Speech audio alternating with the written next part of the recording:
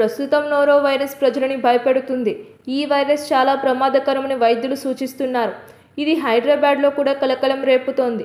Noro వైరస్ను winter vomiting bug అని కూడా పిలుస్తారు. కలుషితమైన నీరు, ఆహారం ద్వారా ఈ వైరస్ వ్యాపిస్తుంది.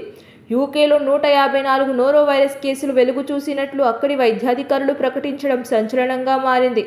నోరో వైరస్ బారిన పడకుండా ఉండేందుకు జాగ్రత్తలు తీసుకోవడం అవసరం.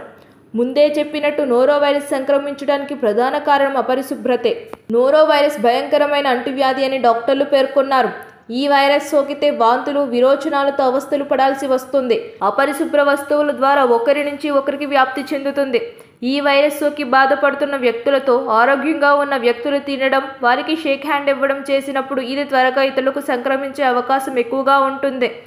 ఈ వైరస్ ఉపరితలాల మీద కూడా ఉంటుందని డాక్టర్లు వివరించారు. వానాకాలంలో ఈ వైరస్ వ్యాప్తి అధికంగా ఉంటుందని సూచించారు. వానాకాలంలో అపరిశుభ్రంగా ఉన్న నీటిని ఎక్కువ మంది తీసుకుంటూ ఉంటారు.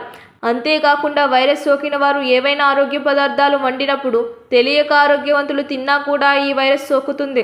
నోరో వైరస్ ఒరోఫెకల్ ద్వారా వ్యాప్తి చెందుతుంది. పరిశుభ్రతను పాటించడం మీదే వైరస్ రావడం, రాకపోవడం అనేది ఆధారపడి ఉంటుందని చెబుతున్నారు. ఈ వైరస్ సోకినప్పుడు మన బాడీ మొత్తం డీహైడ్రేట్ అవుతుంది. కనుక చికిత్స చేసేటప్పుడు వైద్యులు బాడీలో హైడ్రేషన్ లెవెల్స్ ఉండేలా చూస్తారు. అందుకోసం ఓఆర్ఎస్ ఇస్తారు. ఎన్ని రకాల చికిత్సలు చేసినప్పటికీ అసలు వైరస్ సోకకుండా ముందుగా వ్యక్తిగత పరిశుభ్రతను పాటించడం ఉత్తమం అని డాక్టర్లు సలహా ఇస్తున్నారు. ఈ వైరస్ సోకిన వారిలో చాలా మంది 2-3 రోజుల్లోనే కోలుకుంటున్నారని చెప్పడం కాస్త ఊరట ఇస్తుంది. చేతులను తరచుగా శుభ్రంగా సబ్బుతో కడుక్కోవాలి. వైరస్ బారిన పడిన వ్యక్తి ఉపయోగించిన దుస్తులను ఎక్కువ వేడి ఉండే నీటితో శుభ్రం చేయడం వంటి ద్వారా వైరస్ రాకుండా జాగ్రత్త పడవచ్చు. నోరో వైరస్ సంక్రమించిన 48 గంటల లోపు వ్యాధి లక్షణాలు కనిపిస్తాయి. ఈ వైరస్ యొక్క ఇంక్యుబేషన్ పీరియడ్ 12 నుంచి 48 గంటల వరకు ఉంటుందని అంటున్నారు.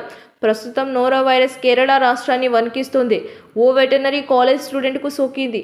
నోరో వైరస్ను కంట్రోల్ చేయడానికి ఈ వైరస్ సోకిన వారందరి డేటాను సేకరించడమే కాకుండా ఈ వైరస్పై ప్రజలకు అవగాహన కల్పిస్తున్నామని కేరళ వైద్యశాఖ అధికారులు తెలిపారు. ఈ కేసులు హైదరాబాద్లో కూడా నమోదయ్యాయి అనే వార్తలు వినిపిస్తున్నాయి. కాబట్టి పరిశుభ్రత పాటించి జాగ్రత్తగా ఉండడం ముఖ్యం.